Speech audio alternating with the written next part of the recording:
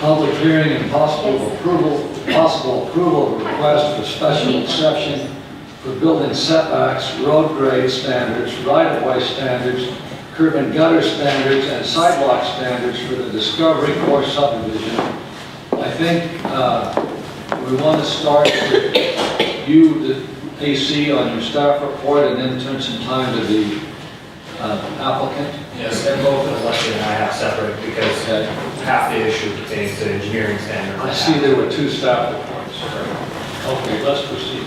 Okay. So just to go a little bit of on the background of the Discovery Core Overlay Zone, during several work sessions and public hearings, the project was finally approved for density on October 5th, 2011. Density varied anywhere from 240 to about 100 units, going back and forth. And the most recent meeting with this, it went down from 162 units down to 105 units, but no more than 110 if the design works. One of the directions was given from County Council that the development be located in a specific level area and in order to preserve view sheds and maximize open space. So the proposal tonight here is, for the planning portion, is the building setbacks for 40-foot, 4-foot right-of-ways from townhomes, as outlined in staff report up on the screen. Single family with 60-foot right-of-way, and single family with 44-foot right-of-way. And the engineering portion is road grade standards, right-of-way standards, curb and gutter, and sidewalk standards, and any additional information that I may have missed. So we'll split this up into two. So I'll be working on the setbacks. Public hearing notice was published in the park record, and notice was sent to all property owners within 1,000 feet. As of the date of this report, after it was published, we received a comment from Lauren Wren expressing concerns of the project being granted too much density, therefore the special exception should be denied based on that. As you mentioned that, there have been several letters that have been emailed to us that we should reference by interested public. Let's see. Joanne Forsmith, Jana Mann,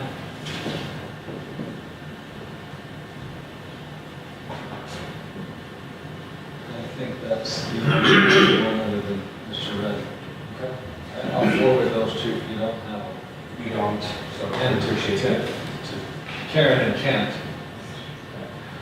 This is the vicinity and aerial map right behind Weilenmann School, and this is just a general representation of the current proposal of where the development will be. This is the townhomes in the phase 1, and then the single family in phase 2. 30 units phase 1, 75 units plus existing cabinet in phase 2. How many units were in this area originally? The original proposal, I mean, in the penultimate proposal, meaning the one before these two areas were identified, has that changed much? It looks similar to me. No, really, you're referring to when we had, maybe went from 209 to 162, and then the last council meeting we had, we cut it to 105. and the development was spread throughout. But this has more or less remained static, is it not?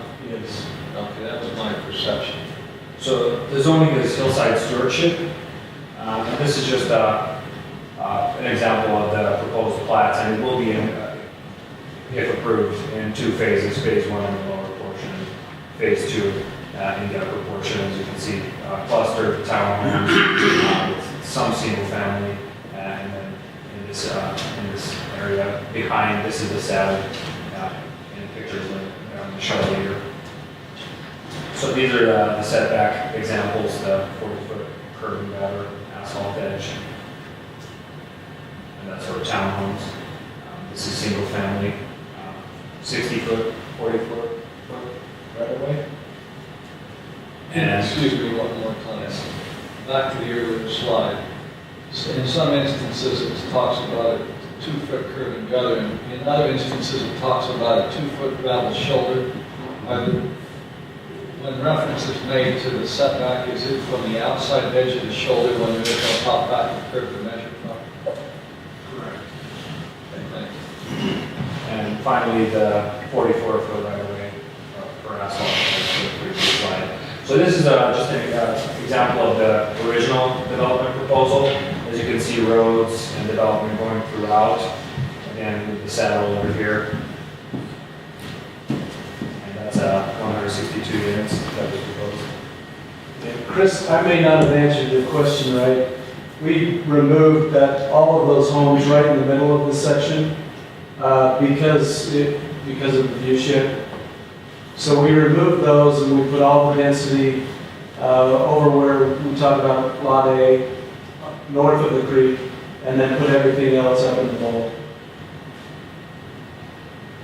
And this is just some visual analyses that were included in previous staff reports during the original approval. So this is how the project would look, just from a slight aerial view. And then these are just some of the I-80 that I'm going to show for now. So this one is going up towards part of the summit westbound. This is going eastbound from part of the summit. And this is the development that was taken out from the saddle. That was one of the primary concerns the county council showed at that time. And then this is the referenced bubble map that was done during the original approval of where the development should be placed at with that 105 unit reduction. Because there was no specific design that night that could be shown, that's why we're here tonight, to make sure that the council's recommendation be executed. So the council agreed to the bubbled areas with the 105 units during that meeting. What's the origin of that bubble drawing? I believe it was presented September 24th by Planner Gaberzak, originally as one of the recommended changes that could be made, and later on it was presented on October 5th, where the council's basically said, yes, this looks good to us, and plus the haircut that the project took to 105 units was taken. I think it came from later on in September. I think Mr. Lent sent Kimber an email that set out these bubbles for purposes of the discussion that then took place on October the 5th, which was the county council's approval. And my recollection is that Mr. Lent presented this as a possible resolution to the visibility issues, and that the density would go into those bubbles. That's correct? Yeah, that's correct. I actually created it, and it was to help resolve view shed concerns. Thank you. Keep going, East. So just going to our planning portion of the recommendation, staff recommends that council vote to approve the special exception regarding the setbacks as presented on pages 5 and 6 of the staff report with findings of fact, conclusions of law and condition. And also it should be noted that tonight's design, every one of the special exceptions, they rely on each other. So if one special exception was to be denied, then the concept wouldn't work and we're going to go back to the drawing board. You say that they're all interrelated, Correct. non-severable. The way it was presented by the engineering team from the developer side. Keep going, please. And Leslie, I believe she has a presentation. Let's go right into her, so we have one public hearing, one staff reports. So, I'm not here.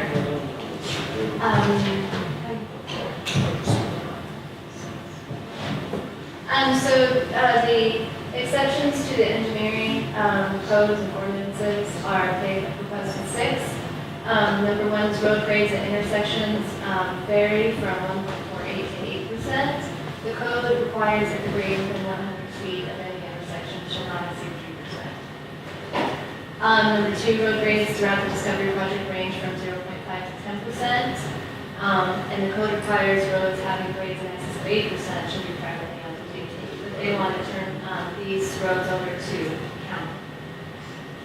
Right-of-way widths on my roads are 44 feet, and the main roadway is 60 feet. Those are the requests, or those These are, are the requests, the ones in italics are is what the code says. So the code requires a minimum right-of-way width of 50 feet for lots of sizes, for lot sizes of 5 acres or less. But if using the town resort center road standard, the right-of-way is 44 feet.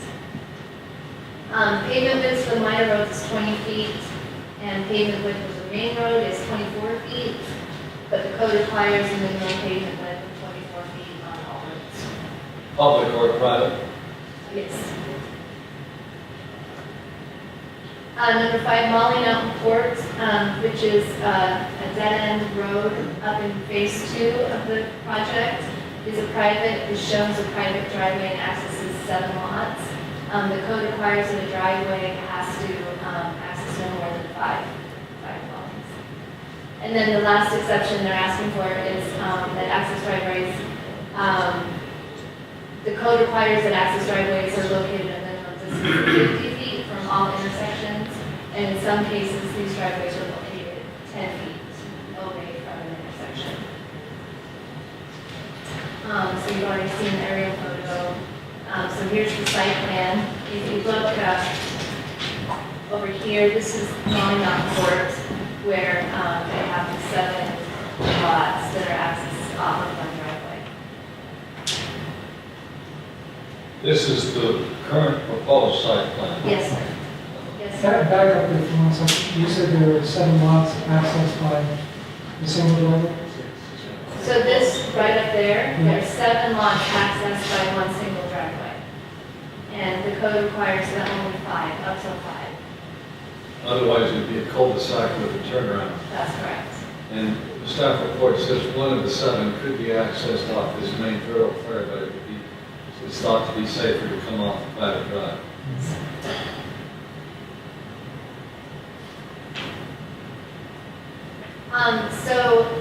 Staff looked at the special exceptions, and we decided that they are not detrimental to the public health, safety, and welfare. The intent of the code, of the core, as it was in place when this was approved, the intent is met. The applicant doesn't reasonably qualify for any other equitable process, and there are unique circumstances warranting the special exception. So staff recommends that the county council hold a public hearing to gather public comments, taking into consideration any information. We recommend that the county council approve the special exceptions based upon our findings. And if you choose to deny the special exceptions, appropriate findings shall be articulated to support that approval. Do you have any questions? I think I'll save mine until we've heard from the applicant and the public. Roger and Kim. Perfect. Okay. Glenn, would you introduce your colleagues? I'm Glenn Lent, the original developer on this property. I have Tom Spencer with me, who's from Jeremy Ranch, consultant hired by D.R. Horton to help with the project. He was really the one that has taken charge on these special exceptions. And then Chris Anderson, family owns parcel within the development, and he also provides counsel to us. You know, I really don't have much more to add than what they have.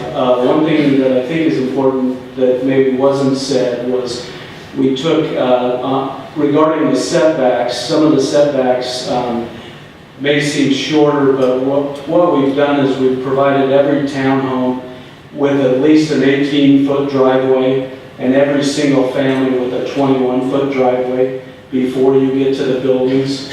So if you're looking at a 44-foot right-of-way road, there's a 10-foot easement from the back of the curb, and then we've added 8 feet beyond that.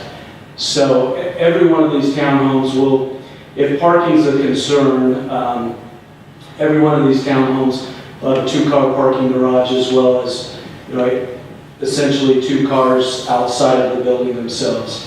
And then the same for single families. We've got a 16-foot right-of-way from the back of curb, and then we've added 5 feet beyond that as well. And people will use that as their driveways. Could you address the issue of snow storage? If you're having less setback and the right-of-way is less, where's the snow going to go? You know, the way that we worked with Derek and Leslie on this, what we've done, what we've agreed to do, and at one point, it's important to know that private streets with a 44, maybe correct me if I'm wrong, I know that on private streets you can go to a 20-foot pavement, and the right-of-way is 50 foot. So really, we've only taken 3 feet off of each side. What we have beyond the curb is we have 10 feet on both sides of the property that will allow for snow storage and will allow utilities within the easement. On the 60-foot roads, there's ample space. Beyond the curb itself, we have 16 feet on both sides of the roads, and there shouldn't be a problem at all. I do have one question before we get started on the public hearing. I noted from the minutes that the issue of the split between workforce housing and market rates was to be determined at a later time. This is from the minutes on the rezone approval of October 5, 2011. What is the proposed split now? Well, you mean number of units of affordable versus Market rate. So what we've done, there's several provisions within the code which allow, if we build larger homes, we can cut down the numbers. If we target an AMI of 50%, then we can get less numbers. What we currently have, because these are good sized buildings, we've got single families that will be affordable, and then we have townhomes. All of them will be 3 and 4 bedrooms, which is what we believe what the community needs. We think that there's plenty of, or maybe not plenty, but most of the targeted affordable units have been 2-bedroom condos and such. So we targeted a larger size home. So currently we have 28 affordable units and the rest are market rate units. And that's based upon those parameters in addition to building a larger home than what is required for a 3 and 4 bedroom. So there's a couple provisions in terms of size. Thank you. Sorry, so 28 out of 105 are workforce. And have you consulted with Mountain Lands or a similar entity in terms of what's needed? Because in my conversations with Scott on this, some of the housing laws are getting built and ones are not really being affordable and isn't satisfying what it's supposed to satisfy. I didn't quite understand your question. Have you had conversations with Scott? I know this is an online housing trust about the affordable units that you're planning on building and whether they do fit within the demand in this community for those kinds of houses. I've been meeting with Scott for about 6 years on this deal. One of the things, there was some concern. Scott had some concerns through the process. During the downturn, some of the small affordable units weren't getting bought. He has always told us that he felt like the bigger the better in my conversations with him. I've met with Scott probably, sat in his office probably 3 times in the last 4 months, and then we're working on a housing agreement as well. If I can ask one other question. The exceptions seem to be designed around furthering open space in terms of visibility and hiding the development. If you were not to get the special exceptions, could you still build the project, 105 units, in the bubbles? Just you just would, it would be more visible, is that? No, it wouldn't. There's no way, without the exceptions, there would be no way to get 105 units in those bubbles. Yeah, even if the unit mix is different and the different types of units. Under the hillside development code and the standards for the hillside, couldn't build a single house. Everything would have to be on a driveway. So there'd be absolutely no opportunity for either private street or public street because of the terrain. And because they're trying to compress everything into the view shed areas, it would be impossible. But the hillside zone is not the applicable zone now. It's the core zone that's the applicable zone. If the hillside is the underlying zone and it still applies unless you make exceptions. That's what this meeting tonight is all about. You have to agree to exceptions to the hillside development code, which are these specific design standards. But without these exceptions, it's not buildable. The property essentially becomes unusable. Why wasn't that a part of the discussion when we were doing all of this? I mean, it seems like it's a piecemeal approach where you suggest these bubbles, we grant density, not a peep about that it doesn't work. You know, I mean, if I take, Tom, your statement at face value, how are we to reconcile that? That should have been a part of the discussion when we were approving it. I was actually surprised that we had to go in for a special exception. I was always under the impression that the core zone, we really haven't changed the road sizes on this project from day one. We've always asked for a smaller road size, and that was just part of the clustering and making the project work. And I was under the impression that was generally accepted and part of the zone itself. So I was a little different than your town center standards. But your general development standards are very similar to something we might see in Sandy or Draper. So we feel like this is necessary and something that's really not that far off the track. Well, let's open the public hearing at this point, unless David or Roger can, unless there are more questions. So here's what we'd like to do. If you come up, those of you that want to speak, state your name, state where you live, and also please confine your time to 3 minutes. And please sign in. Who'd like to go first?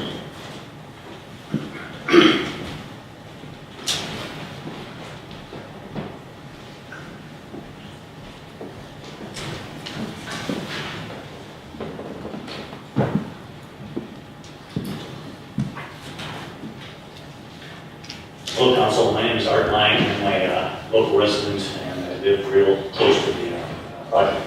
I've lived in some area for 30 years, so I've seen a lot of things come and go, and I have a lot of experience in the area. The two specific issues that I'd like to speak to, and one is the requested exception for road grade. So the increase in road grade to a steeper road grade, I believe, is a safety hazard. I believe is a problem for roads department to maintain. So in the applicant's special exception application form, compares himself to Summit Park. And that's saying it's not quite as bad as Summit Park. In the 30 years I've lived here, I've gone through quite a few councils and a county commission before that, and many members of both bodies have said over the years that they would never approve a road structure like Summit Park because it has been so difficult and dangerous to do snow removal. In the case of Summit Park, specialized equipment has to be purchased and four-wheel drive front-end loaders with chains and plows on the front of them in order to maintain those roads, and there's a fleet of them assigned to Summit Park. Does that mean council now will have to have specialized equipment on roads for discovery? Secondly, when living on Presby Drive in Summit Park, I watched one of the snow plows going down the road with 360s because the road is so steep. You could have stayed in control and ended up going in the ditch backwards. And there has been drivers actually injured in some part.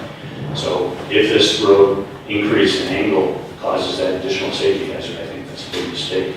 In the beginning, the roads were intended to be private roads. Now that they're public, you guys inherit the safety risk and you inherit the maintenance problem. They're not public yet.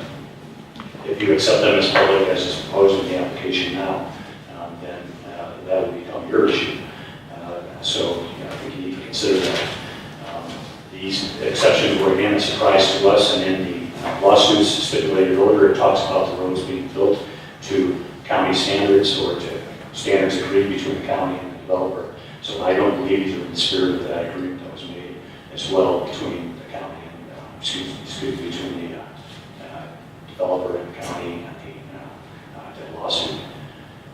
So in addition, the other issue that I'd like to bring up, so I'd rather not get into the setbacks and that stuff at the moment because I think other people are going to talk to them, and I think that I have 3 minutes. So the next issue is very important, and I'm quite surprised that it's not asked for as an exception. 2 places there are roads that have to go across the stream. This is Toll Canyon Creek. It's an important wildlife habitat, it's important wetlands, and it has a tremendous value for the ecology of the environment in that area. In the stipulated order, it was stated that it was agreed that there would be bridge spans spanning that creek. In the county code, I believe, the language also says that there are spans that will span the creek. I'm an engineer, and I see Derek here as well, but to me, a span means a clear spanning of a chasm or a waterway or whatever you want to call it. It doesn't make sense to call what's been proposed as a span. So What do you think's been proposed, Art? I'm going to show you what's been proposed, so I'm surprised that this hasn't come to you. I didn't have time because of the short nature of the preparation. I didn't have time to actually bring something to display, so I have to hand you some documentation.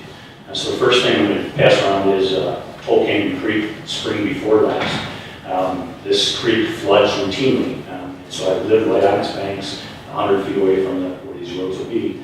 And this is what the floodplain looked like. I got 2 copies, so I can pass them around. You can show them from both directions if you want.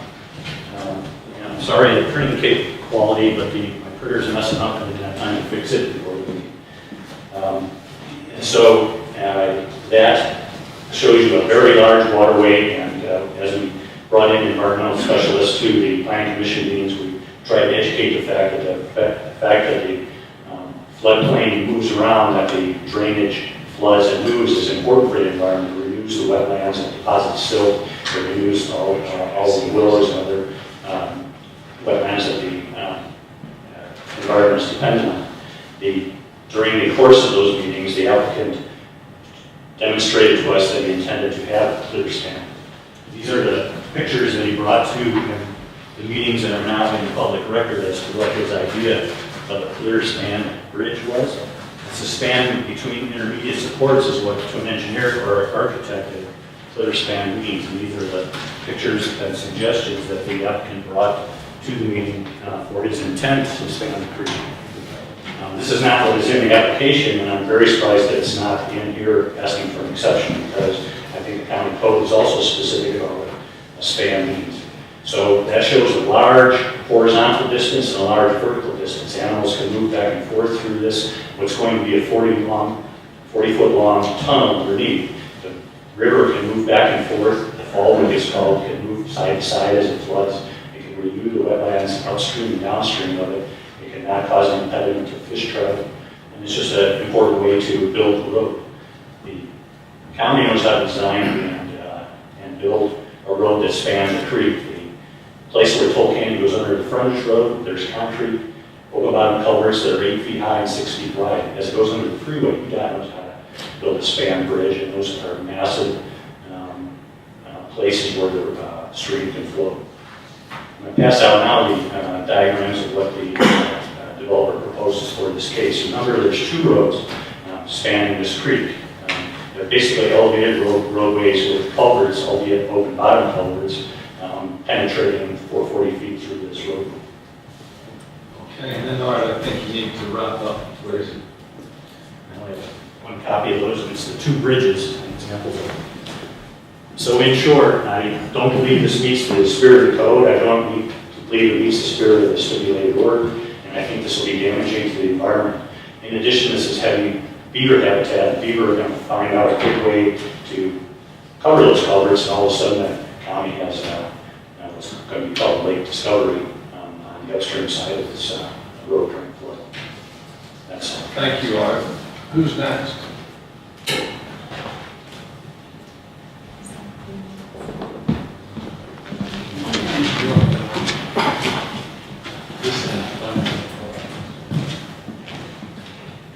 Christian Haig. Chris Haig again.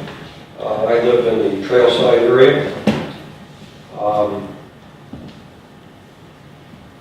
For Roger and Kim, who were not on the council when this discovery project was approved,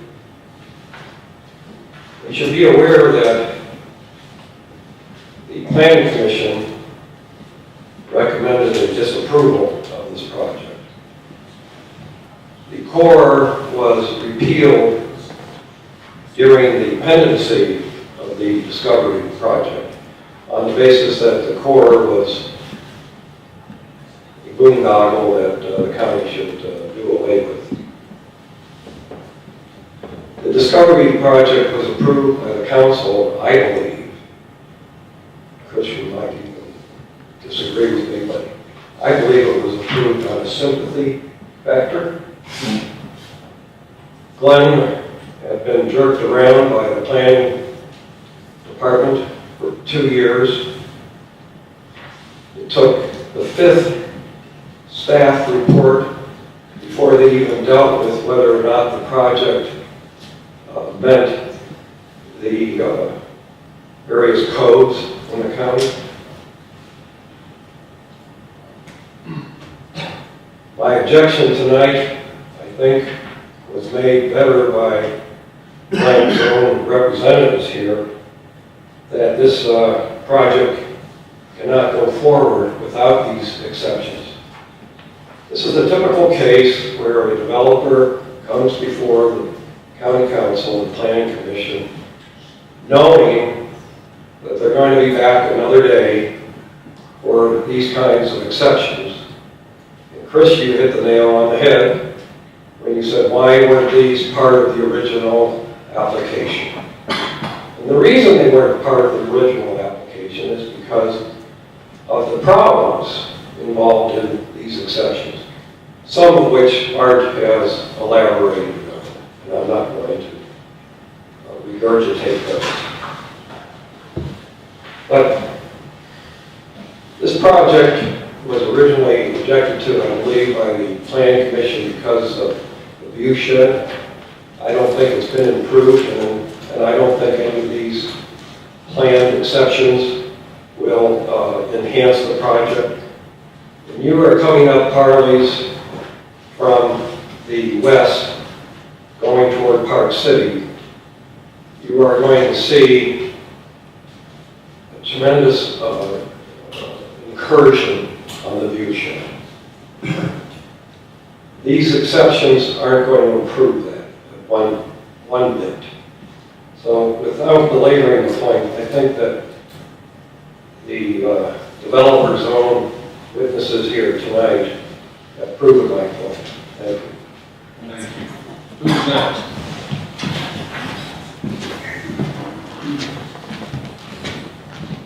And I'll let you know I have started the timer, so just don't Thank be you for offended when you your hear priority. a frog whipping. No, we No, I have haven't. one with Christian. My name is Becky Rambo. Could you pull your knife down a little? Yes. I said knife.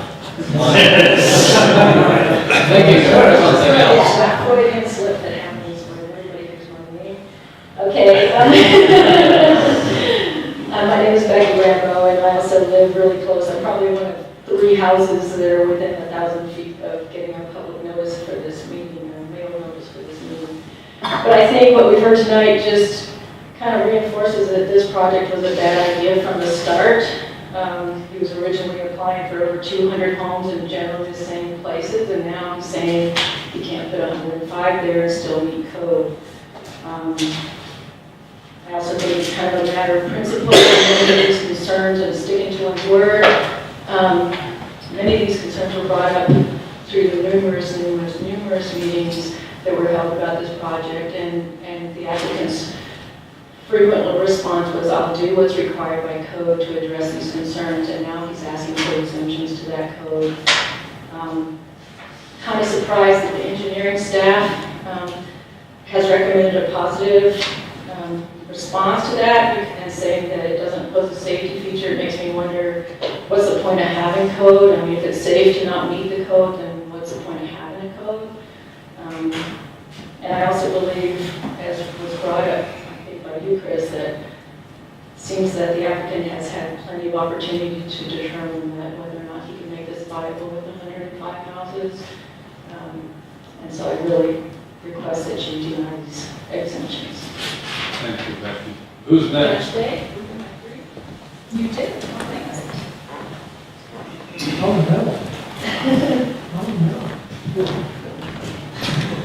Josh Mann. Can you do both the reporter and the participant? You better let Aaron run that camera while you're away. Aaron, take hold. You don't like to miss it. 2 minutes, yeah, 2 minutes. Thanks, guys. Well, as you know, I've been recording these meetings for about a year now, and part of the, I guess, benefit of doing that is you get a little organizational history. And I guess my objection to this is pretty much on a fairness doctrine. I remember a couple months ago, a gentleman came in from Red Hawk who had a driveway that was a little bit sloped too high. And he requested a special exception that said, I want to leave my driveway the way it is, I'm trying to make it safer. And what was told to him was, well, you knew these rules when you came in, and he was forced to basically redo that whole driveway, basically raise and lower by about 4 inches if I remember right. And in this case, so if we allow them to make driveways and slopes into stop signs and intersections, if we allow that, effectively what we're saying is a company like D.R. Horton can make those exceptions, but for the little guy who has his individual driveway, we're not doing that. We're not going to allow that. And so I think it comes down to a fairness issue, really, when we look at it. I also remember the county manager saying, there's a lot of different private roads that want to be annexed into our service areas, but they're only 20 feet wide. And if they're 20 feet wide, that doesn't fit into what we want to do. And so before we can annex those in, we need them to increase those to 24 feet. And then maybe we'll annex them in. I don't see how we can allow somebody to put 20-foot roads in and basically okay that while requiring other people to meet the requirement of 24. So I guess to Becky's point, I guess where I wrap up is if these things are acceptable and these things are okay, and we think that the development code should allow for 20-foot streets and 8% grades going into stop signs, then let's make that the code. Let's just make that fair for everybody and not give a special exception to the development just because it's been hanging around for a long time. So, Thank you, John. thank you. Next.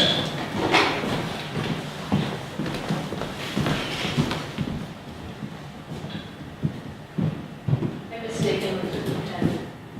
Sorry.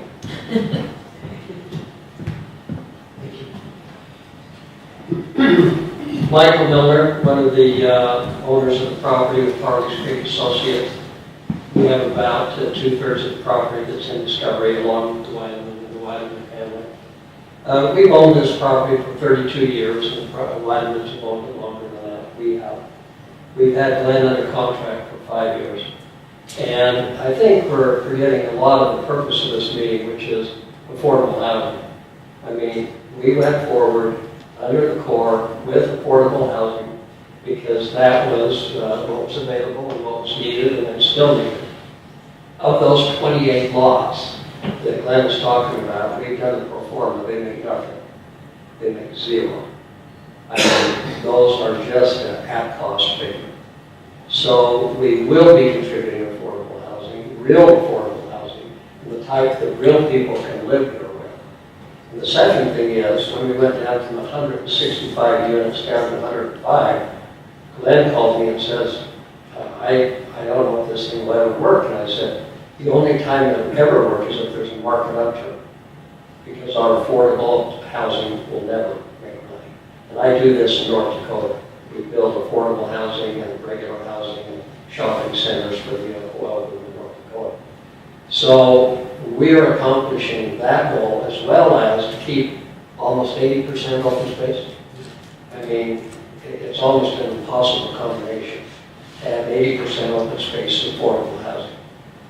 So that the exceptions they're asking to me seem very reasonable to accomplish those two goals at the time. Thank you. Thank you, Mike. Next.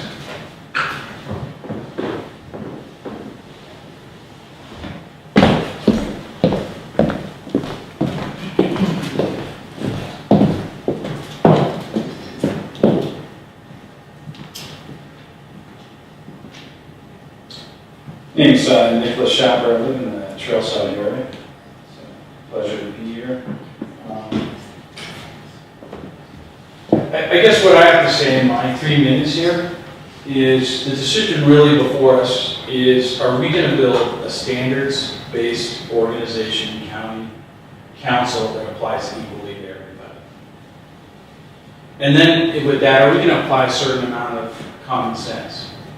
This was a very controversial project. It went through a long process. We're all very aware of the 5-year contract. But the problem is, in all that 5 years, we had a lot of time to do due diligence and get everything right. And when we made that deal of 105 units, there was nobody who stood up and said, wait, I'm going to need some exceptions to make that 105 units. So we can either apply the standards or not.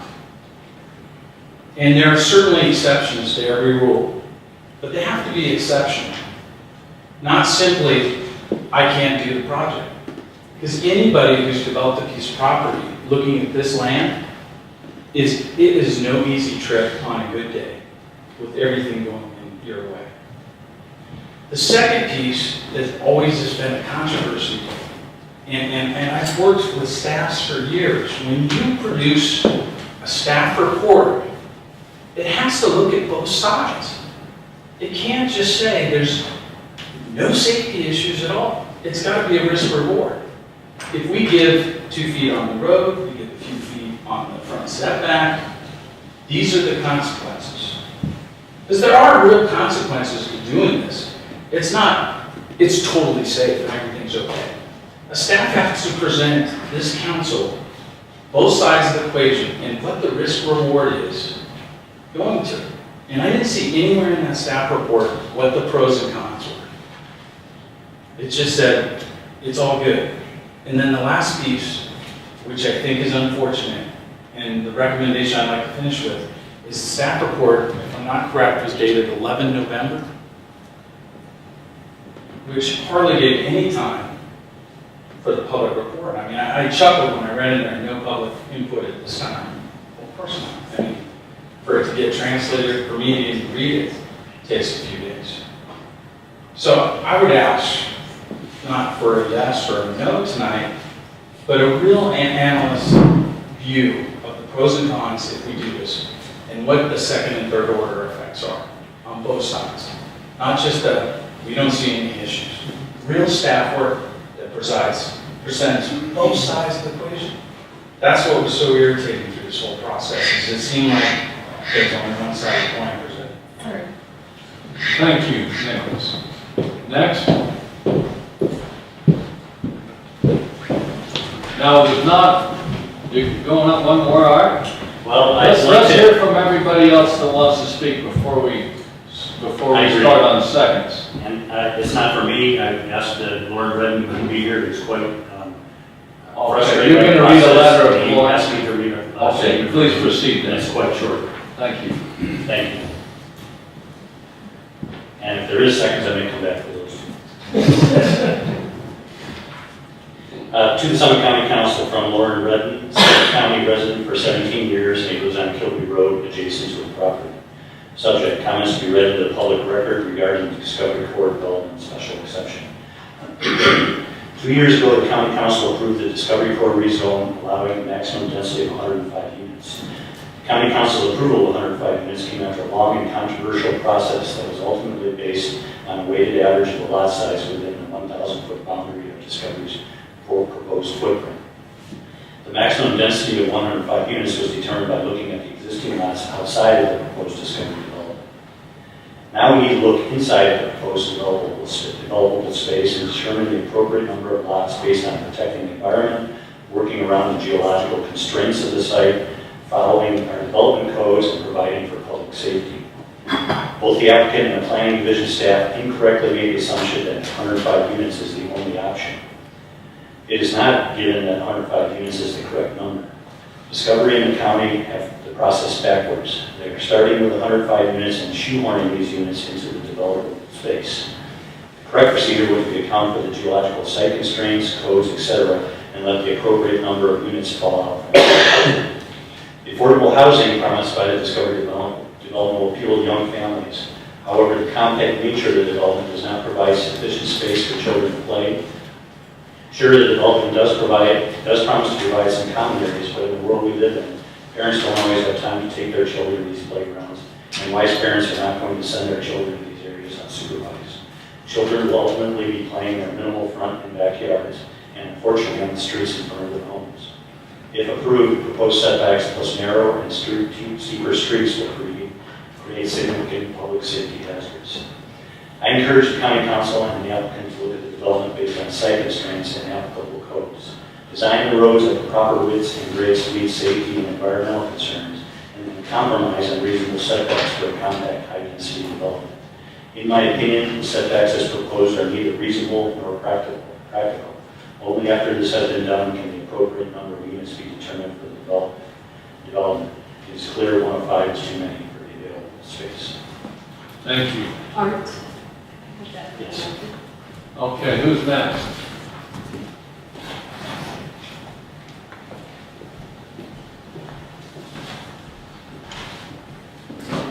Okay, going once, up.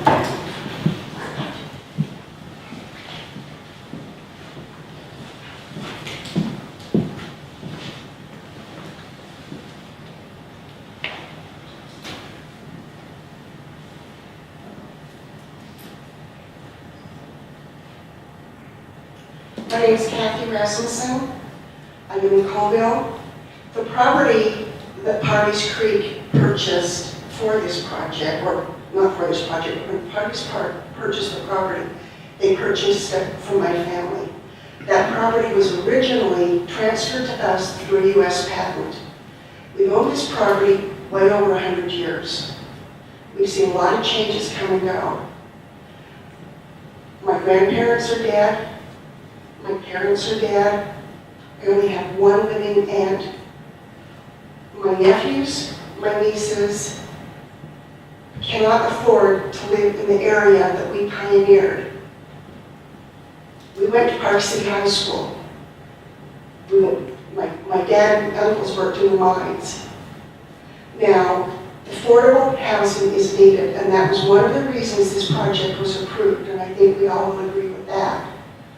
But when people who have been here well over 100 years can see nothing from the property for themselves, and it's going generation, generation, generation, and we're in the next century, and now the great-great-grandkids can't even afford to live there. Whether this project was approved based on affordable housing, I think that says something about the process. So I would encourage you, please, to approve this for the affordable housing aspect. And if we're going to have affordable housing in this area, some exceptions are going to be needed. That's why there's no affordable housing. Thank you. Thank you, Kathy. Okay, is there anyone else who wants to speak?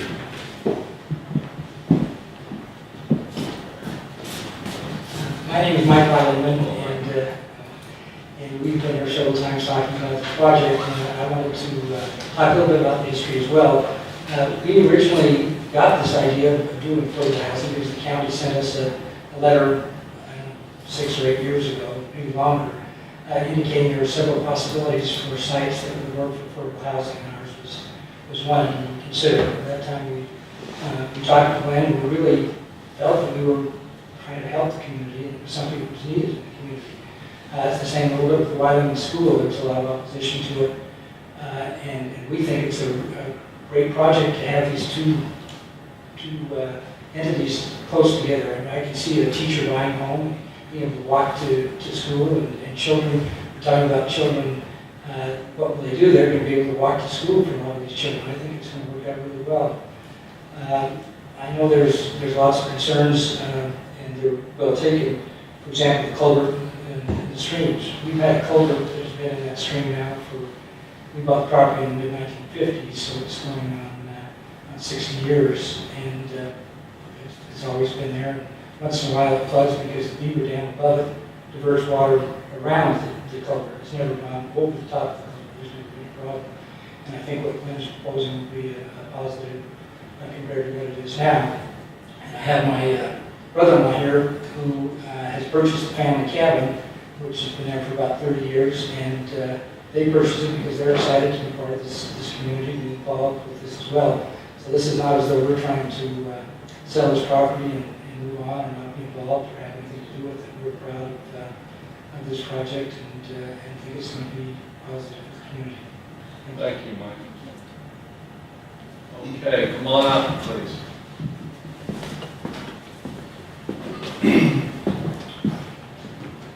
My name's Rob Burton, I live in Timberline. I received a notice just a couple of days ago. That wasn't nearly enough time to go over the plans and to look at the engineering drawings and to see the offsets. What is apparent is... Excuse me, let me just clarify. You live within 1,000 feet and received a postcard? Correct. And it came just 2 days ago? Well, it just came a few days ago. Not very long. I mean, the standard is that I think it was a 14-day mailing, and so I can't, I'm trying to ascertain whether there's some disconnect in our delivery of that.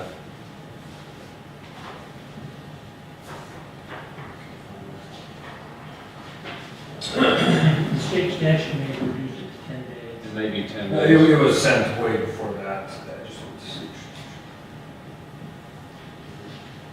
You have a list of... Allow me to rephrase. I picked up my mail a Okay. few days ago. Keep going then. October 29th. But I work out of town a lot, I'm gone, so I don't get to see it very often. In any case, the drawings weren't available, and there is certainly not enough time for a righteous public comment period.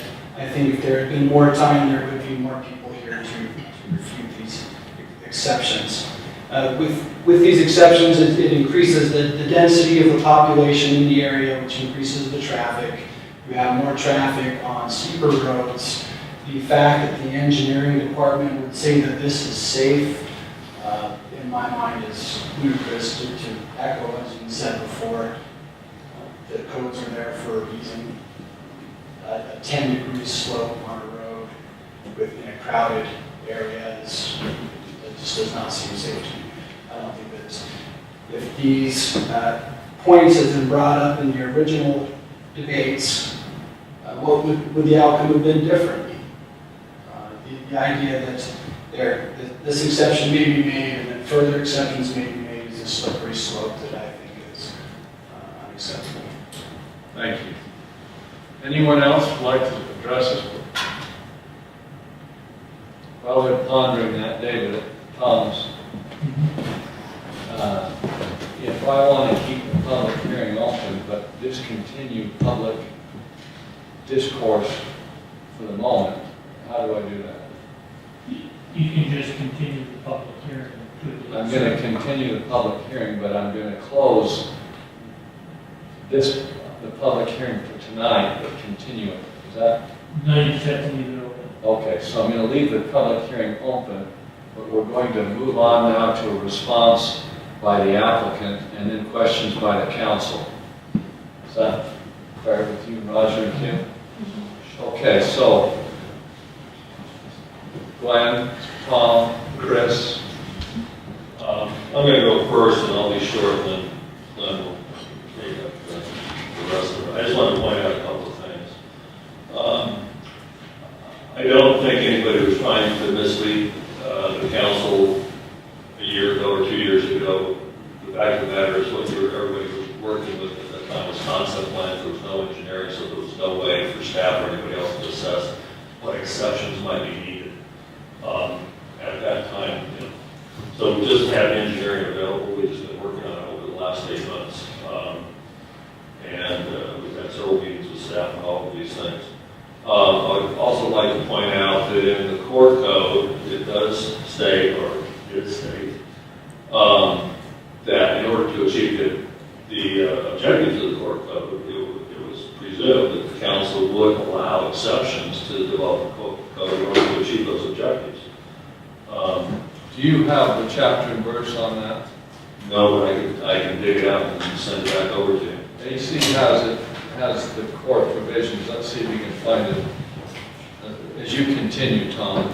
And that's not saying that you're bound to approve exceptions. It's just, in the core code, it's presumed that exceptions will be needed to achieve those objectives. The next thing I want to point out, there's been a lot of discussion tonight, concerns about roads. I want to point out that in the current Snyderville Development Code, we try to actually meet as many of the existing criteria as possible.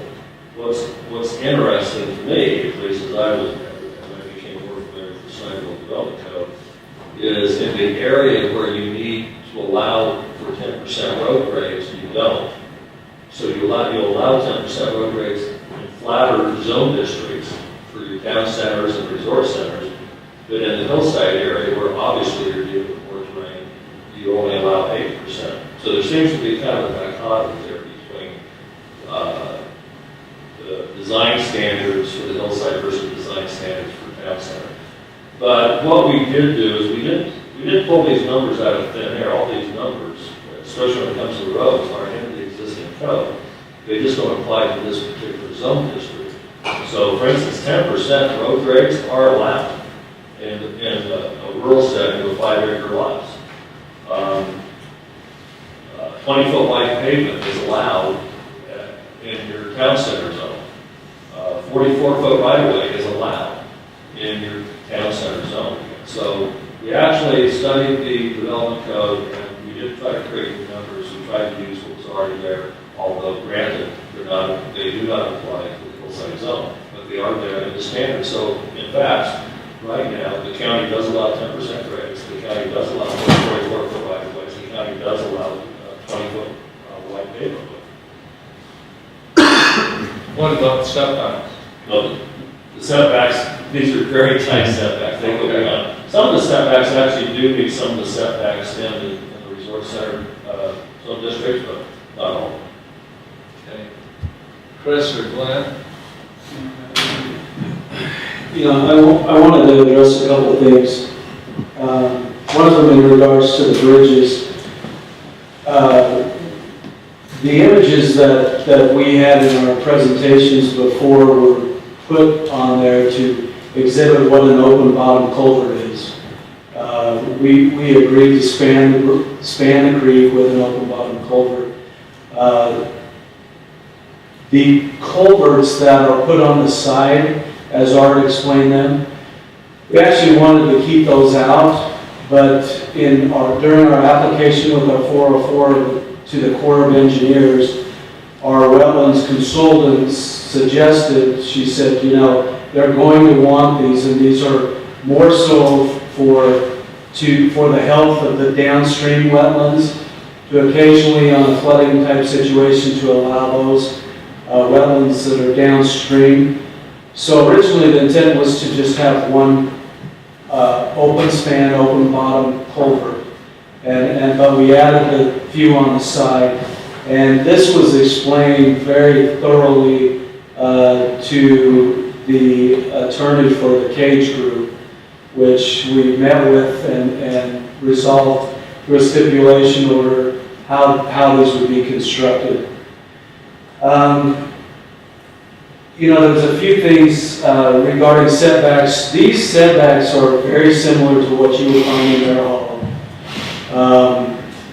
Bear Hollow was done under a different code. The code that is in place right now is a very suburban type code.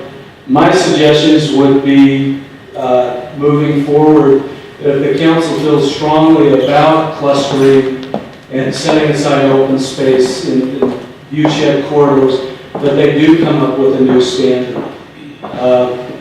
These standards aren't that unusual for a higher density development.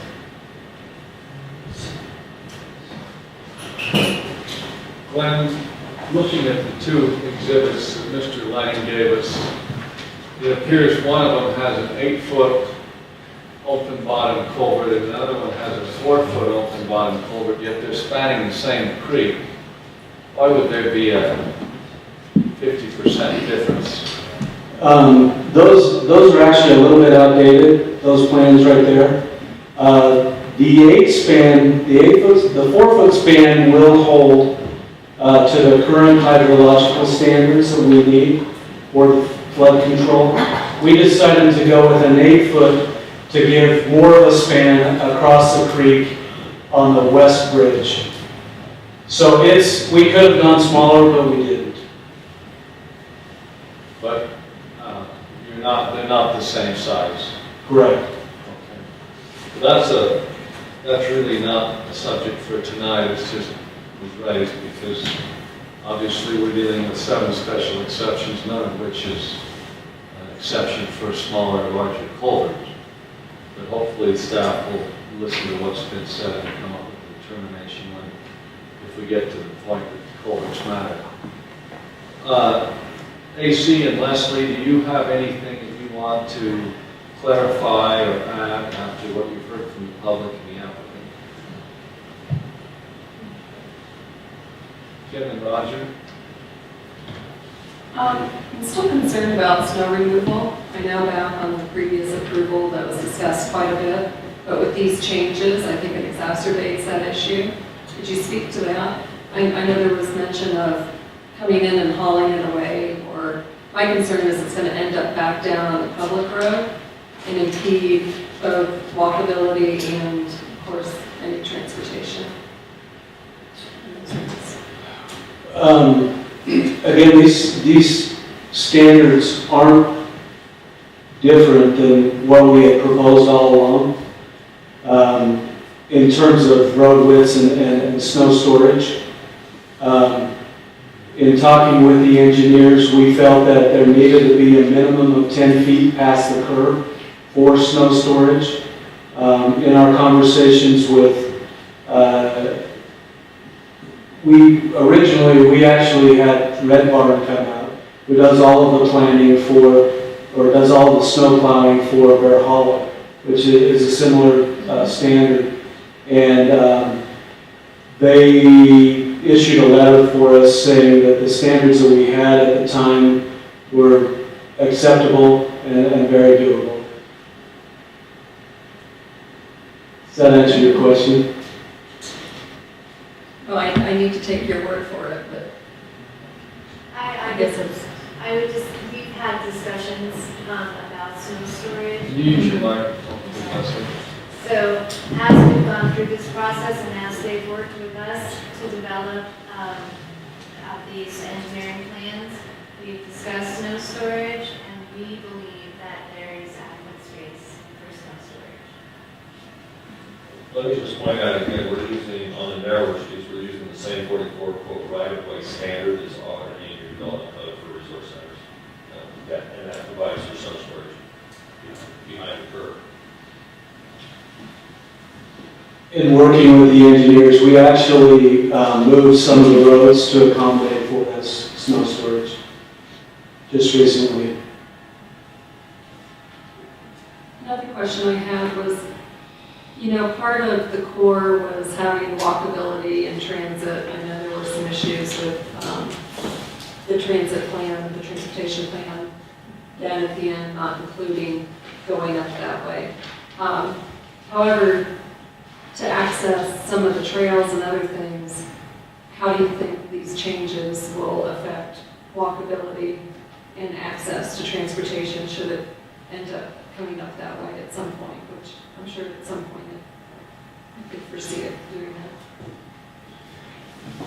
that. I honestly feel that this development is making the whole community more walkable. We've got we're extending the Millennial Trail down through the project. In addition to that, we're providing a trailhead for basin recreation.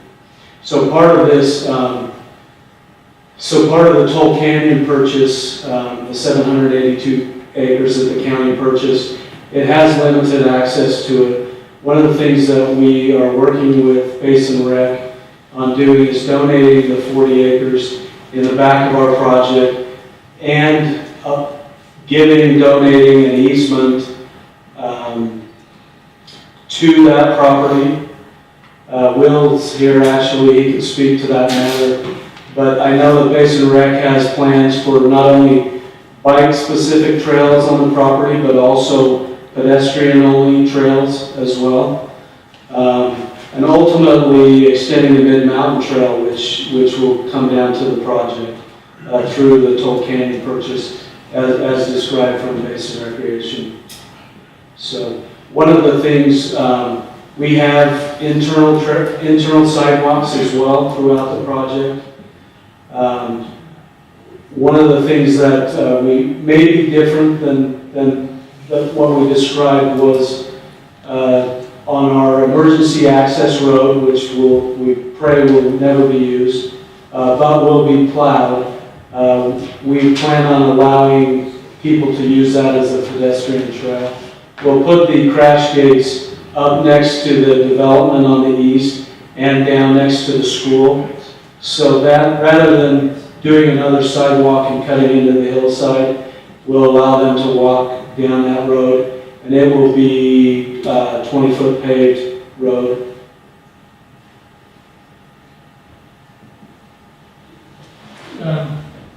AC, do you have the original layout?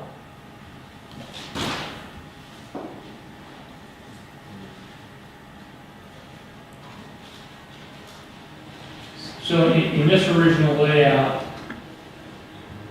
what was the road width in the original layout? Was it 24 or was it 20 foot width? So the main road, Discovery Parkway, was 24 feet, which we've maintained that standard all the way through. The alleys were 20 feet. Is all of these roads here then that don't look like alleys, they were all 24 feet of pavement and 60-foot right-of-way? Correct. And these smaller roads were what right-of-way and what pavement cross-section? You know, I don't remember on the right-of-way, but I do know the asphalt was considered to be 20 feet. Were these are not alleys, this was actually the main road to access these units, was it not? Or is that what this is? That's a trail. No, that was just, those were access to the units themselves. This is not an alley where it has a street fronting on another side of the unit. This is the front door of those units. Correct. I'd like to have Will come up and AC put up a drawing showing the overall project is now conceived and have him use a pointer and show us how this connectivity is going to occur. So this summer item is scheduled tentatively right now for next week, and that will be the gifting of that open space parcel to Basin Recreation. So the parcel, the 40-acre parcel is up in this area. And what we asked the developer for is an access from Kilby through this area to access the open space parcel. In the event, if for some reason phase 2 never happened, or if phase 1 wasn't completed for whatever reason, the economy, or who knows, that we would have guaranteed access to that parcel so that we could access it from Kilby. I should also point out that the Millennium Trail is currently scheduled to be located between Kilby and I-80 along this side. So, this is what would be through here. So it's not on the Discovery parcel. I should just just clarify that. It's close to it, but it's not on it. We were tentatively planning a crosswalk in this area from the Mormon Trail once it's completed to get to this other road and then a trail access up to this parcel, which we're thinking of doing a trailhead in this area that would connect some new trails to existing trails up above Control Canyon. And we're thinking about separate hiking and biking trails. How would you access this trail here that goes along the west property line? Would it then have its own bridge across the creek, and it would be right on the property line? It wouldn't use the same right of way as this road and use the same bridge, and then allow vehicles to come up in here to a trailhead? We wanted a separate easement, but in talking with the developer and with Leslie, it looks like we could fit a trail along the edge of that road. How do you park? What good does it have a trailhead up here if you can't get vehicles up? Well, if you're walking or on a bike on the Millennium Trail, you would ride up here and then beyond to the other trails or walk. But if you're driving, you will drive in here and drive into this parking lot once we build it. And this grades and things here suitable for a trailhead? Yes. And you would have frontage off this road, you could access one? Yes. Yeah, that's what we asked for in this, with the trail part, that we would be able to enter through this area here into the trailhead. Should point out the bridge, we've asked for space on the bridge to place a trail alongside the road, but the bridge, because of wetlands requirements, they weren't able to give us a bridge wide enough to put our trail in there. So what we're planning to do is do a bridge, pedestrian only, parallel to the road bridge that the vehicles will be on. Is there anything else you'd like to say about trails or recreation? No, that covers everything. Thank you. Kim, did you have any other questions or comments? Not at this time.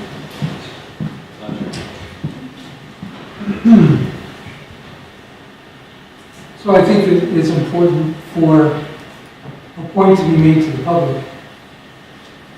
We're not here, in at least one or two comments about density. We're not here to revisit the core discovery project. It's settled, it's done. It was approved, water under the bridge, it's 105 meters. Which bridge? Water under the culvert.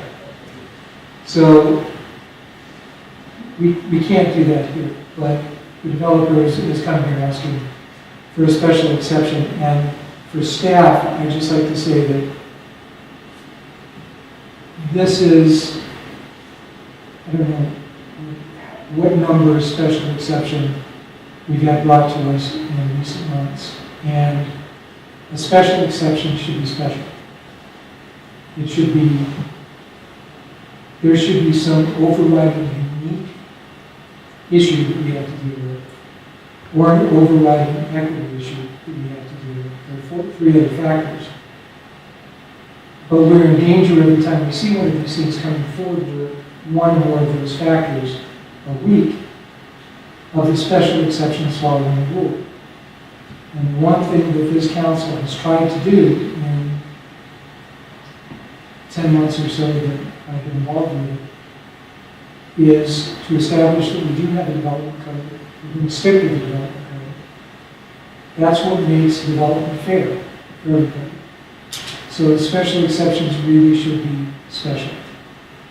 Without getting into the merits of this one.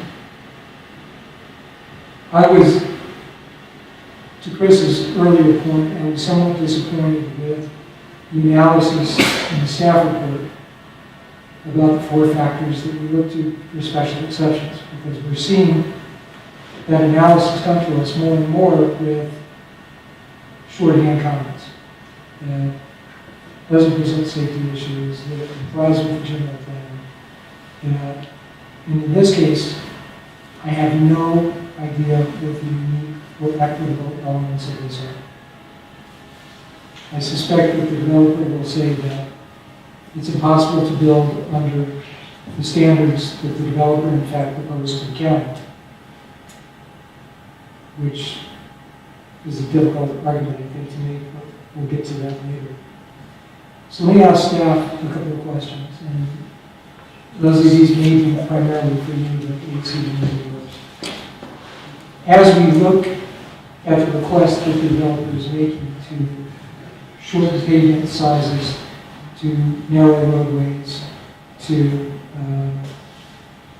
reduce setbacks, I think it's helpful for us to understand why they're there in the first place. I don't have sympathy for arguments about comparing this particular zoning, which was established for this project, to resort center zones and town center zones and other zones. It's inapplicable. This is a different area. This is a hillside area. 8% in the hillside area are there for a reason, I assume, because there's snow, because they're hillsides, because stopping on a 3% grade is probably easier, on a 3% downhill grade is probably easier than stopping on an 8% or a 10% downhill grade. So, what's the purpose of the grade limitations in the code? Exactly that, the health, safety, and welfare of the public. Okay. So we're building a development in hilly area that's prone to snow, that's on the north side of the slope. It has snow sitting in place for substantial periods of the year. That seems to me to implicate health and safety in some way. What's the purpose of the road width and pavement standards? Why do we say 44 feet, whatever the numbers are? Why do we do that? For the right-of-way width or the pavement width? Pavement width, 24 versus It's 20. the same. It's to provide for the health, safety, and welfare, so that there's snow storage, so that there's room for cars, pedestrians, bicycles to travel. Okay. So again, in an area with heavy snow, we're asking to reduce those safety factors that have been built in. And I assume that those safety factors are not arbitrary. Somebody that someplace, some organization developed a standard for roadways in terms of what's safe and what's not safe, and said, this is good, and we adopted that standard.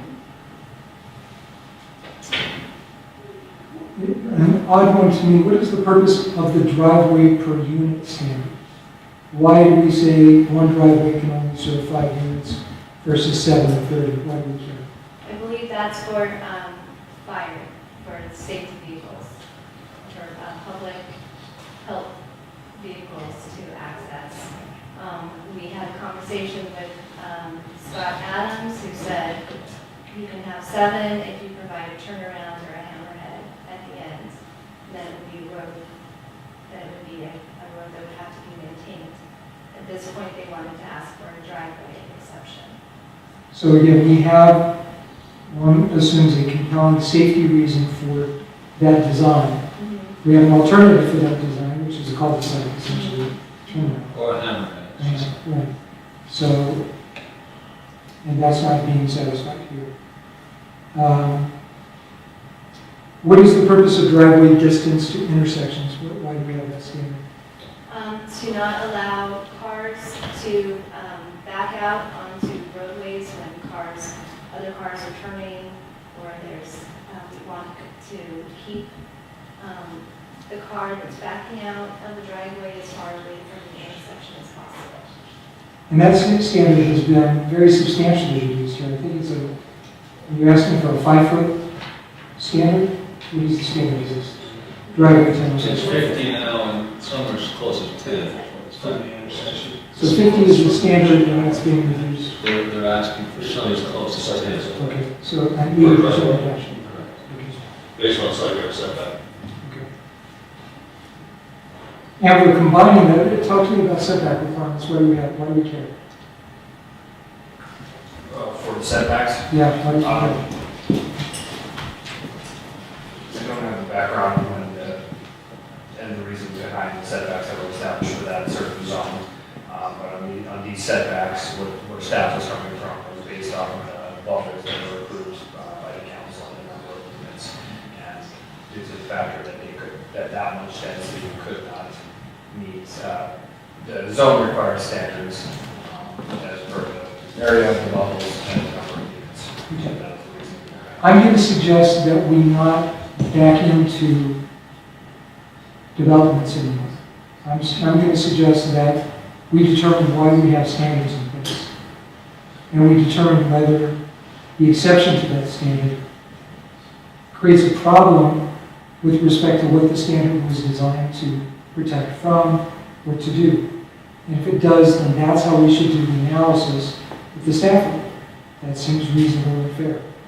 Not, a development can't be put in place with the current standards the way they are, so in order to accommodate the development, we need to change the standards.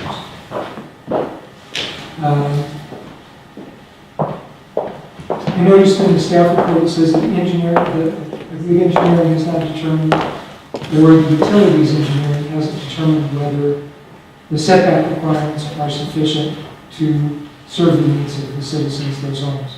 Is it still the case? We received some of the, one comment including Basin Water Reclamation District, and they said that their designs will work with it. It's actually the road right of way, not the setbacks. So at the time of the submittal and the noticing, we didn't receive their comments in time. They said, we're not sure if this meets, therefore we put the condition of approval in there. But since then, we've received at least one comment from the service provider saying design will work. And typically those designs for the Water Reclamation District are the ones with the Westar gas as well. So those we go off of. But again, we do have that condition of approval as a safety cushion just in case it does not work. And Leslie, going back to the roads, narrowing the roads, will that have an impact? Have you guys done an analysis as to what impact that may have on emergency vehicles, snowplows, school buses? Are they going to be able to operate? Will there be street parking up there or no street parking? And of course, you'll be allowed to park on the There streets. will be no street parking. Snowplows will be able to function. I don't know about school buses having access. We haven't talked about that in our previous discussions. Just one reason why I believe that a lot of these road standards don't present a health and safety concern for these citizens is I was told that the speed limit would be 15 miles per hour, which is 10 miles per hour less than normal subdivision. So I don't imagine that people will be going that fast anyway. The main road is, the Discovery Parkway is 24 feet pavement width, 60-foot right-of-way, and that's what most people are going to be traveling on. And I just also like to say that, I'm new to this, but I was told that these roads were initially going to be private, and now they're being asked to be for the county to take them over. So from a health, safety, welfare perspective for private roads, we don't have a problem with this. They just don't meet the county standards. Does that help? Yes. For the developer, and going back to the roadway and the 15-mile-an-hour speed limit, I personally find it very difficult to drive 15 miles an hour. And I suspect that we may have a posted speed limit of 15 miles an hour, or we may have a practical speed limit of something higher than that. That's human nature, I suppose. Again, I want to, just for the record, I believe Dave asked the question. And I believe it's your statement that there is not another mix of housing that you could do. There's not another configuration that you could do within the bubbles that you presented to the county. When this was approved, there was no other configuration available to you that would work with the existing setback and roadway code requirements. Is that your statement? You know, there was another bubble area on the south side of the creek where we could put homes. We felt like that area needed to be preserved. It's by the trailhead. There's some significant slope on it, which makes it a little difficult. So, you know, there may be some savings if we went all to townhomes, but we really don't want to do that. And we had never anticipated there not being a single family element to it. That would be the only way that I could think of. Okay, but there is some, it may not be the most desirable, but there is some configuration improvement. The problem is the road grades. The biggest problem is the road grades. So if we were to design our roads at 8%, we would have a substantial amount of cuts and fills into the hillside. And I don't think that anybody wants that. We'd have a fair amount of retaining walls.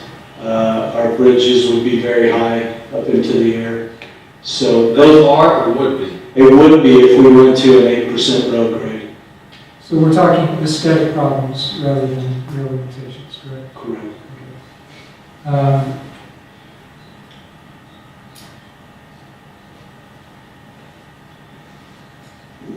And I don't know if I can say that completely, that they're all aesthetic. I'm not, I need to probably look them, but it wouldn't just be completely aesthetic. Fair enough, okay.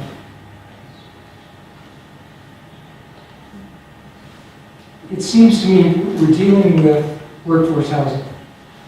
And that generally, the workforce, I assume especially with 3 and 4 bedroom units, we're looking at family housing. So I would assume that there will be children. I have a safety concern about the setbacks just in terms of where kids are going to congregate and play and wander around, especially in proximity to roadways. Some of these things are actually quite close. Have you guys done an analysis of that? I mean, how will children move around this development from one place to another if they're out in their, as somebody testified earlier, it was Becky said that if the parents don't want to go to the local playground with them, they would be on their own. What does that look like? Have you guys done that analysis? Is it safe for kids? You know, the planners we used and the architects we used was a firm out of Boulder, Colorado. The principal of that is a guy by the name of Corkin Omeron, who happens to be the chair of the New Urbanism Charter for the state of Colorado. He also happens to be a professor at CU Boulder. The development was designed to make it a community, to make it walkable. We have a park. The homes are facing the park to entice people to use the park. We put some of the smaller road widths that you're talking about are essentially alleys. And the reason we did that was for aesthetic reasons as well, to make it feel like it's a community of front porches and front doors as opposed to a community of garages. Can you put a picture of the development? So in this section on the left side of the screen, so in here, this is one of the alleys that you're talking about? Yeah, so when you, up here in the second phase, so all of this right here, these are really just alleyways. And so what you have when you drive into the community and you go along these roads, you're going to see the fronts of the houses on all along these. So, you know, part of the problem is we're building road standards. We're building alleys that are to road standards as well. So for the this is phase, actually, let's look at phase 1 for a second. So for the kids that are living along here, where's the nearest park? So what we have here is we have a trail system that goes along here. and actually comes down here. And right here is really where you have access to the school and you have access up the road. So the park that we're building is right here. Okay. So keep in mind that there's also a whole network of trails, and, you know, uses on all of this open space that we're leaving aside as well. Okay. So this, right here, this is your main entry point on this side to this unit. And that's a very substantial grade coming in, correct? Well, it's 10%, you know, if you call that substantial. Okay. But if my 8-year-old is crossing here to play over here, it's probably substantial. Right? So this is the front side of the homes here on this, is this an alleyway or the front side of the homes over here? No, that's the only road. The front sides of the homes are right along here. Okay. Well, but there's no parking or access along there, you're gonna go through the alley. No, you, Correct. okay. That's a no-access roadway. I would think. Well, it's a 60-foot road right away with a 24-foot asphalt. The Are you people in the community use. Are you having front doors along that side? Yes, right along here. But everybody has a 2-car garage and a driveway in the back. This is the market? Mr. Chair, why the 2-car garage? Just out of curiosity, is that dictated by the market? Everybody needs a 2-car garage? Particularly affordable housing?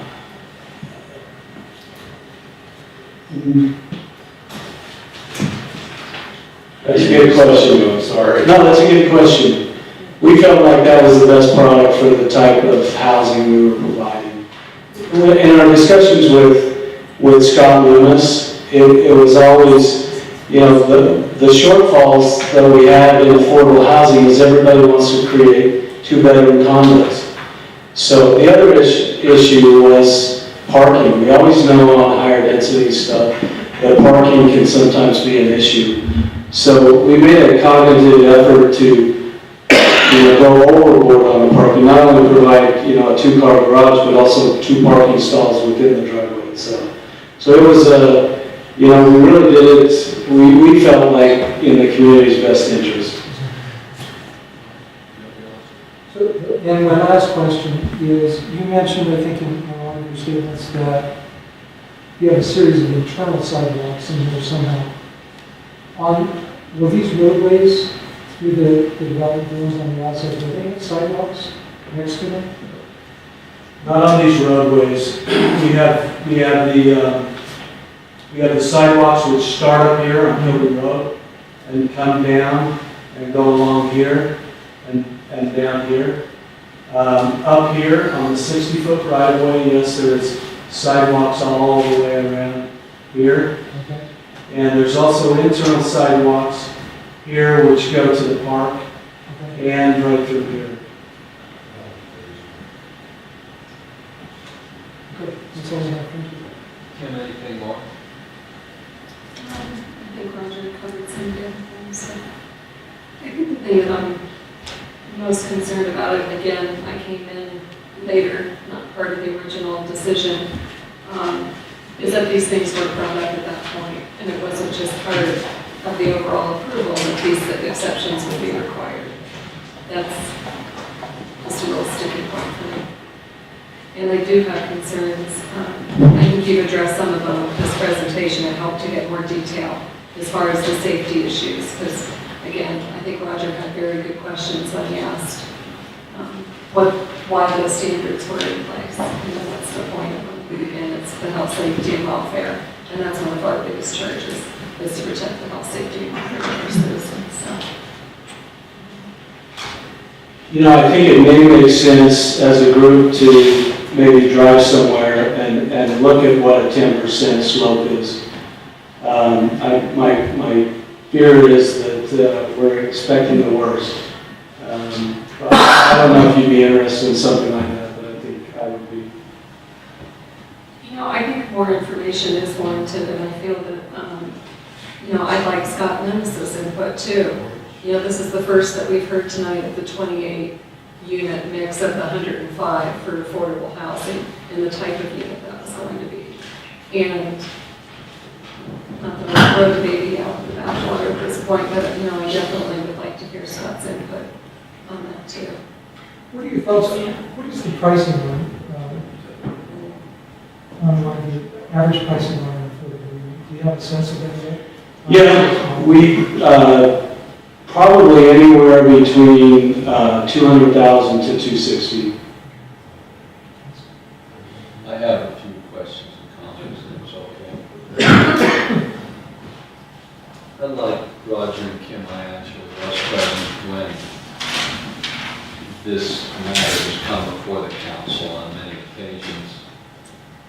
And I am disappointed that, we had all these iterations of units and locations, and then we agreed on these bubbles and on a certain density.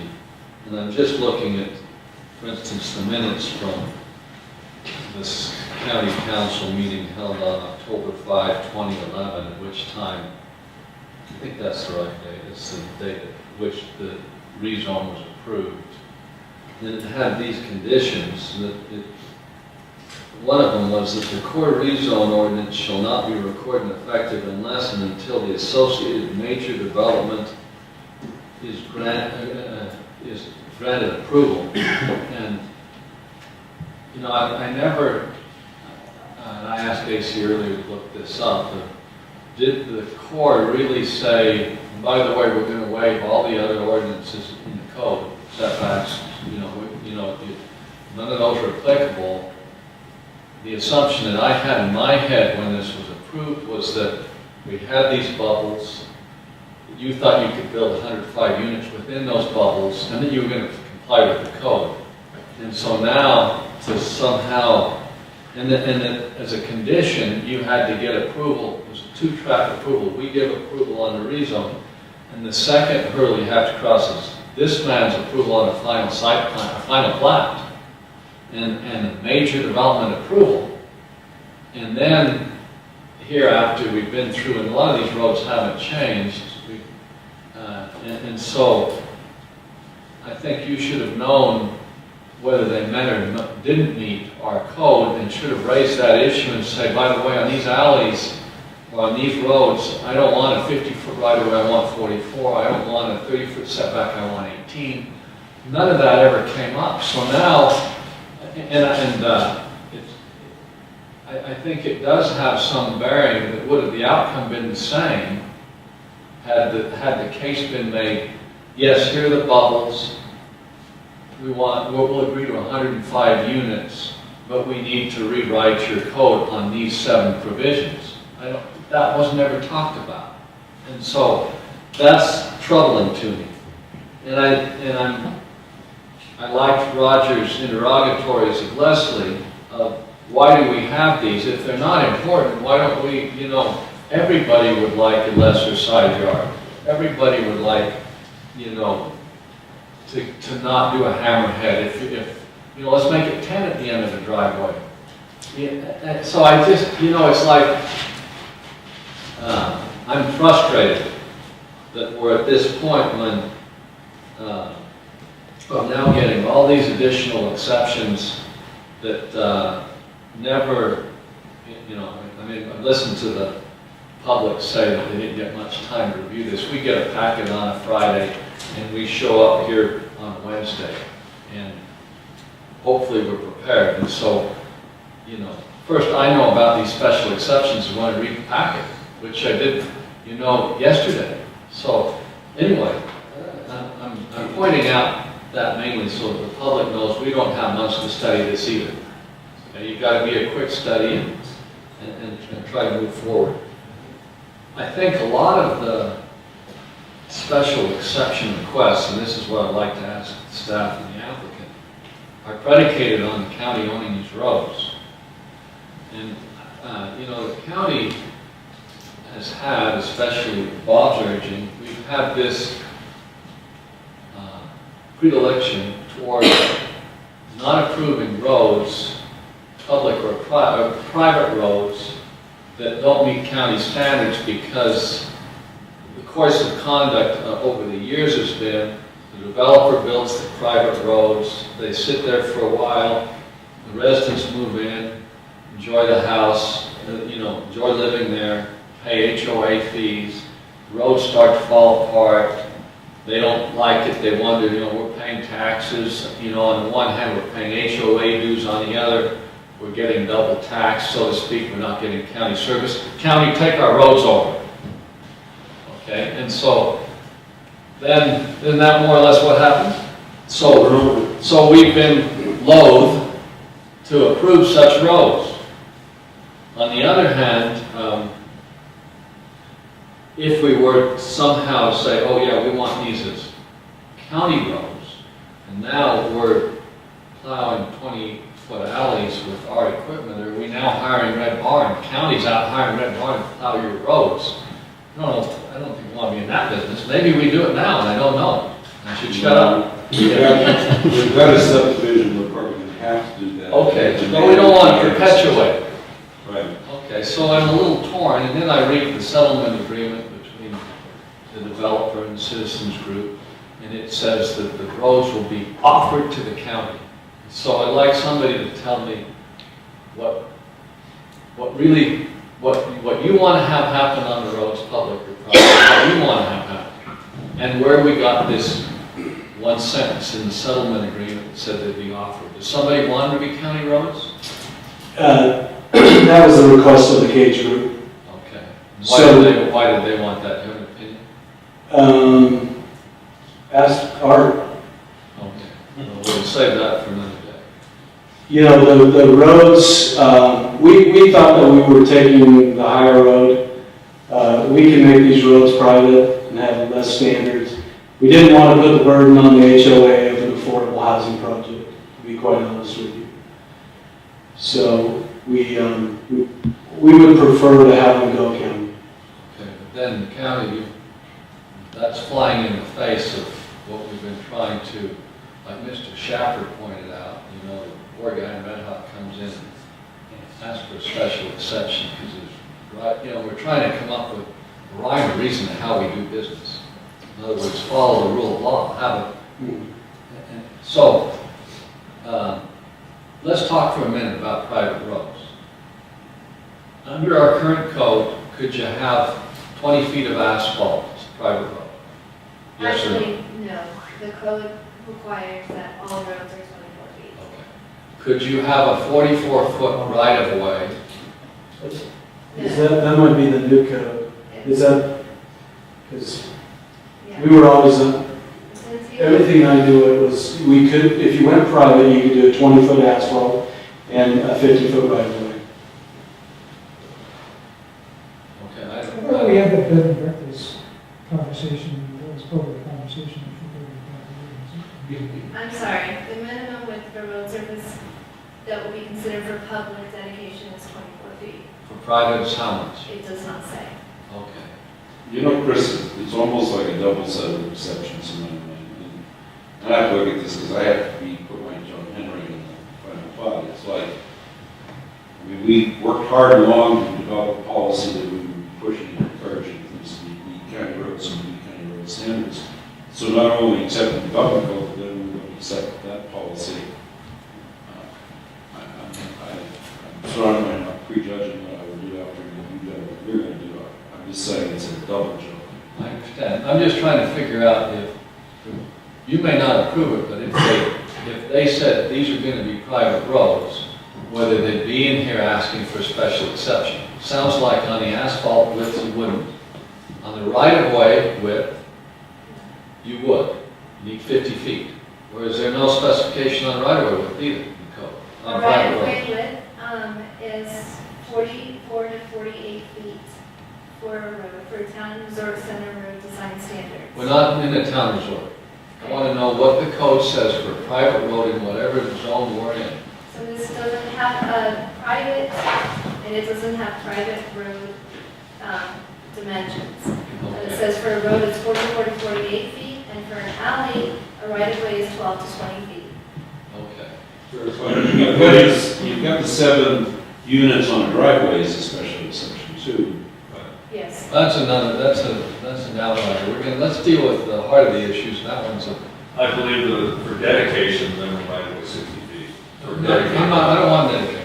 I'm just asking if they came in and couched this as a private road, whether they need a special, on which of these items you need special exception? How about on the setbacks? On private road, It's not a road issue. Setback, yeah, planning department does not differ from private or public roads as far as setbacks go. We have situations where there's no right-of-way identified, and at that point, most of our zones require 55 feet from center line of the road. Otherwise, if a right-of-way is identified, it's 30 feet from right-of-way and 12 feet for secondary. For many, not all decisions that generally one can answer, but there are situations where it's applied. How did Bear Hollow get approved under what it has? It's Bear Hollow, I mean, obviously. Bear Hollow was one of our first special plan areas. So theirs is under the Indian zone district. and Are their standards similar to what we're proposing? I don't know. I know they've got some of the sideway garages that are right up to the right of way.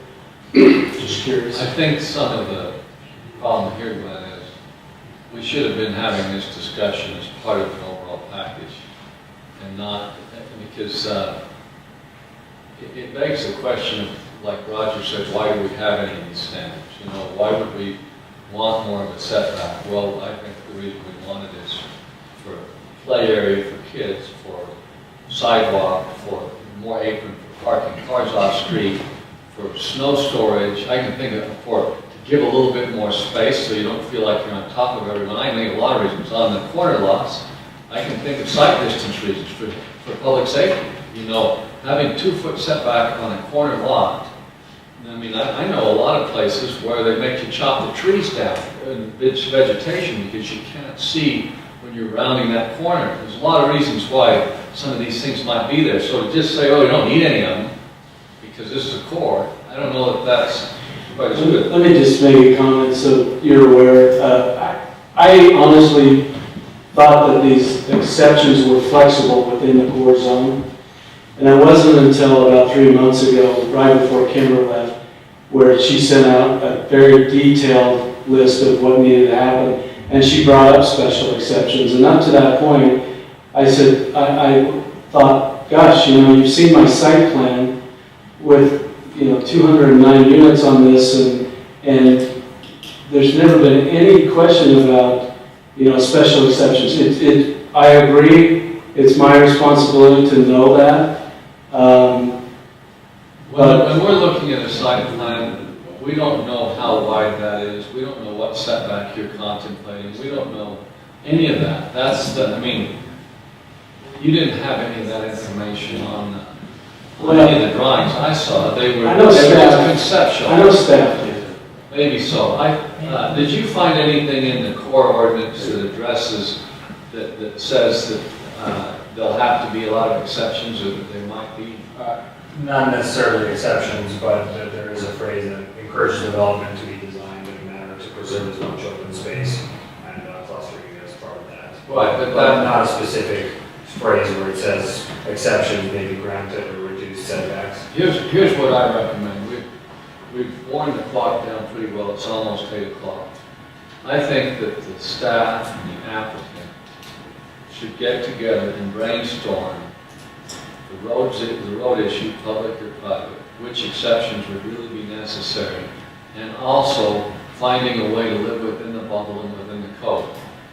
Because at the time that at least my vote was cast in favor of this, I didn't anticipate we were throwing the code out the window. And so the ideal world for me would be you find a way to, and if you do at the end of the day have to ask for a special exception, it better be not bread and butter, but a little small corner of jam on. Be special? Be special. That would be my recommendation, that we can keep the public hearing open and that we give you guys a week or two to see if you can come in the door without all these exceptions. Is that, I would just add to that, getting some feedback from Scott Lemus, also information from the service providers. And I would like to see some illustrations that would show us and really what do those different grades mean. What, some better visuals, I think, would help us a lot. Just to add, staff has planned on holding with the applicant present a service provider meeting this coming Monday. And then just a note, if you would like to continue to a date certain, then obviously wouldn't be required. But if you do I'd it like to continue to a date when we meet at Richards. okay. And it seemed to me that in looking at the agenda, we have the 20th at Richards next week. I don't recall what we have on that agenda. That's not enough time, probably. We're off the 27th for Thanksgiving. December the 6th, I think. What's the next? The 11th is the next Richards. The That's 11th. when we have a budget hearing there, though, which will be. I wonder if we could do this. So, Chris, Yes. for the agenda on the 20th, you have just one agenda item, public hearing for Silver Creek Business Park, lot 9 to 11 You mean to say that's the only public hearing? That's all you have for the 20th after today's. Okay. Well, those, they tend to fill in, but do we think we could do this in a week's time? Well, I didn't prefer Pat, but I'd rather not. Pat, I think the that's. question is whether we could do this within a week's time. I'd like to have a couple of weeks, because I would participate with the staff on this one. Here's what I'd do then.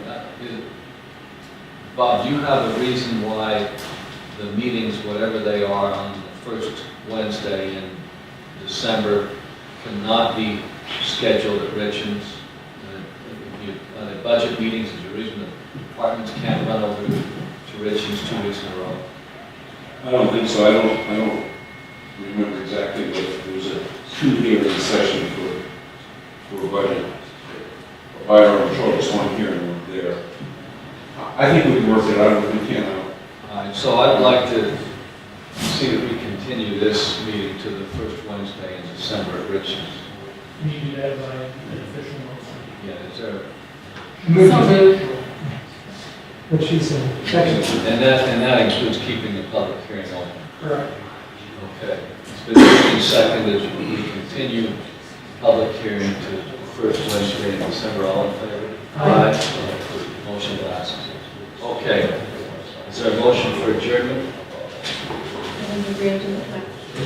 Okay, we're adjourned. Thank you all for coming.